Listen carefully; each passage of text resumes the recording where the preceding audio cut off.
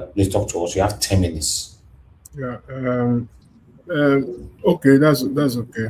I will take over after Mr. Alabo. Hello, Okay. Mr. Okay. Okay, Um, Mr. Jonathan, you can go ahead then. yes, thank you. I have a meeting shortly. Yeah. Oh, good. But Thank I you, will Mr. be Jonathan. I will say that meeting where you dey go, you not go take for there, because we need you back here. yeah, I'll be following the platform. Yes, yes. Okay, thank you, Thank sir. you, thank you, Mr. Evans. I really appreciate you. God bless you for the good work you are doing, Mr. Alabo. Thank you very much. God bless you. My fellow panelists, I greet you all. You're all welcome. Mumi Diaspora, good evening. God bless you greatly. My fellow commenters and all the callers, I greet you all. You're all welcome. God bless you all. The, one of the videos that you showed, I pay attention to two of them. More attention to two of the videos. One of them was a guy who was talking about for us to pay attention, to look at the other side of the story in Nigeria. Always look at the other side, which is what Nigerians lack. We are not doing that. And that is the reason why it's part of the reason why we are where we are now. Nigerians always jump to the conclusion and believe everything that comes from the government. I don't know whether it is maybe they have been shamed, or I don't know what to call it, because I believe that Nigerians are smart, very, very smart people. But when it comes to this, I don't know, maybe there's something behind it. Because Nigerians are the set of people that if you deal with a Nigerian, an average Nigerian once, or you cheat him, or you outsmart him, that will probably be the last time. You can't cheat him or outsmart him again. For most Nigerians.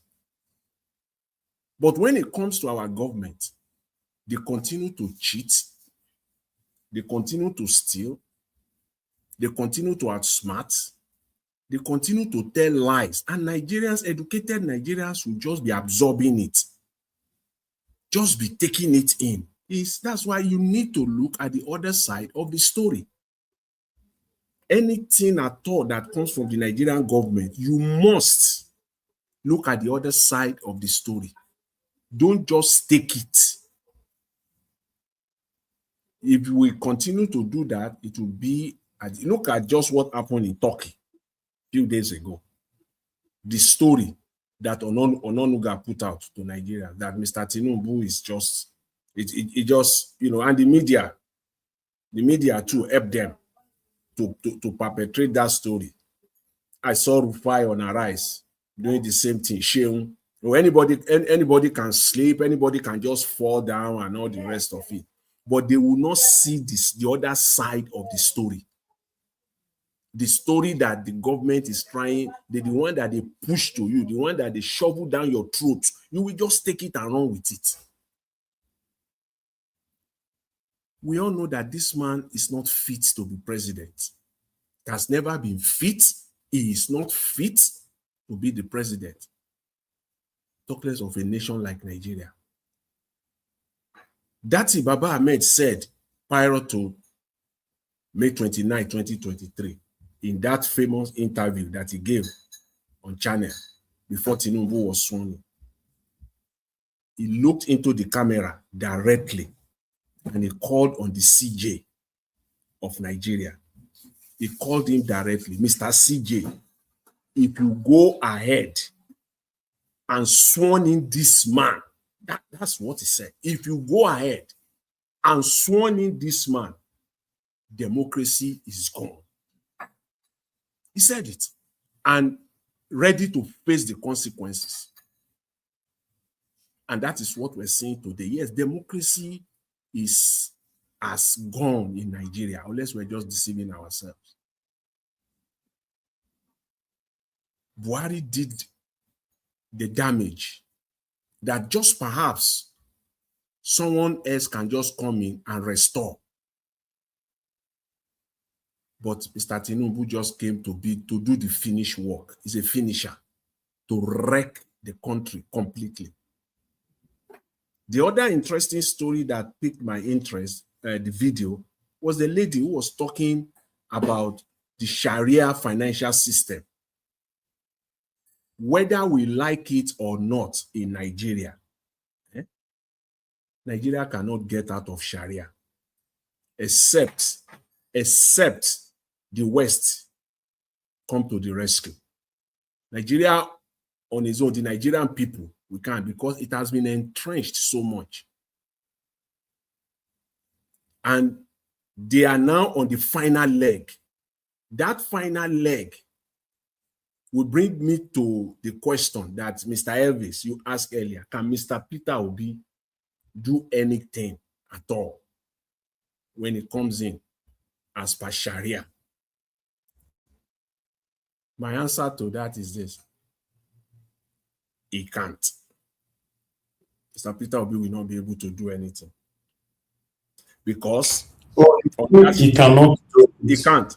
He won't be able. He will want to do it, but see, they are now on the final leg, of entrenching Sharia. This is we have this window of 2 years. Unless it is completely resisted, it will be next to impossible. It will take a country like United States to get us out. Because when they are, one thing is the fundamentalist, the fundamental Sharia, that is one part. They will play that part.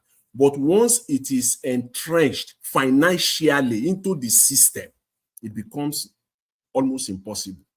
Last year, since Tinubu came in, till date, till 2025, the Nigerian government, through the central bank, have raised over 7 trillion Islamic bond.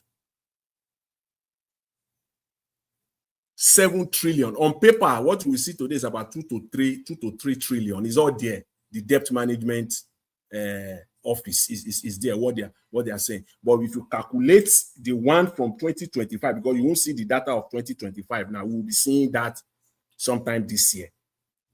As we speak, they have raised almost 7 trillion of Islamic bond. And these northerners, they are buying it like crazy. They are buying those Islamic bonds. So how will Nigeria, you are indebted to them. You are indebted to them. Since 2020 till the end of last year, they brought on board 3 Islamic bank. 2 in addition. One was already existing, the Jazz Bank, Lotus, and Summit. These are the 3 Islamic banks, well capitalized, fundamentally and structurally capitalized. So how Nigeria will get out of Sharia, if they complete this session, it will be impossible. It will only take, an outright fight or war, because the Nigerian state will literally collapse economically. These are the facts. Because if you continue to buy their bonds, then you are indebted to them. Then your economy is dependent on them. And when they pull the trigger, then even when Mr. Peter will be sitting in the room, he will factor that in. If I do this, what will happen to this? So that's why I came to the conclusion that it will be very, very tough. We still have a window, I believe so, to stop this Sharia completely. But if nothing is done, I'm afraid. I'm just afraid Nigeria will effectively become an Islamic state. The ball is also in the court of our religious leaders. You speak, these people will continue to entrench Islamic policies in Nigeria. You don't speak, they will continue. So why not speak? Why not? What is it? You don't speak for your own selfish interest, individual selfish interest. Each of these religious leaders, each of them We all know them. There's no need to mention name. Everybody seated there, everybody listening. We know them in Nigeria. If they ask us to do a short test now, take a piece of paper and a pen, write the top 5 religious leaders in Nigeria, all of us, I can guarantee that nearly all of us will match, will write the same thing. 5 of them, we know them. They refuse to speak. Whether you speak, all these things you are protecting, Sharia will take it away. You don't speak, Sharia. So you have to speak. Your job is well cut out for you. You have to speak. If not anything, defend your faith. Because this one that you are doing, all this empire that you are building, Sharia is just with it. In fact, you will sleep, you will wake up in the morning, it's all gone. You can take that to the bank. So it's the only thing is to begin to speak now and speak out.